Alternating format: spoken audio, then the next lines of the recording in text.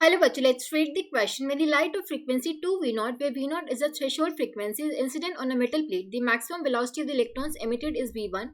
When the frequency of the incident radiation is increased to 5V0, the maximum velocity of the electrons emitted from the same plate is V2. The ratio V1 to V2 is okay. तो question में given है कि when the light of frequency 2V0, जब incident frequency हमें दी हुई है 2V0, where V0 is a threshold frequency, the maximum velocity of the electron emitted is V1. जो V max हमें गिवन है that is V1.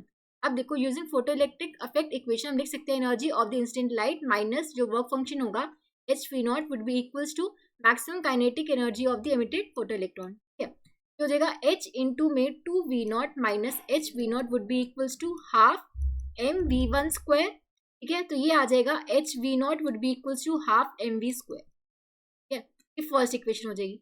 अब सेकेंड केस में दे रखा है जब frequency of the instant radiation हो गई है 5V0 और थ्रेशोल्ड फ्रीक्वेंसी तो V0 ही रहेगी। ठीक है, अब जो maximum velocity of the electron हो गई है, maximum velocity of the electron is V2। अब देखो यूजिंग फोटोइलेक्ट्रिक इफेक्ट इक्वेशन हम लिख सकते हैं HF2 minus HV0 would be equals to half mv2 square. ठीक है, ये हो जाएगा H इंटू में 5V0 minus HV0 would be equals to half mv2 square. तो ये आ जाएगा 4HV0 would be equals to half mv2 square. ये सेकेंड इक्वेशन होगी।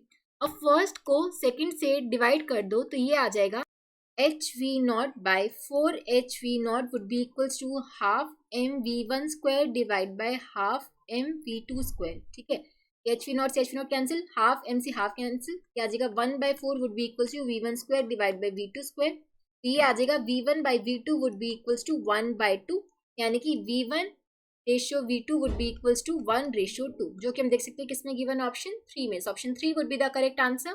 आई होप आप सबको समझ आया होगा। Thank you so much.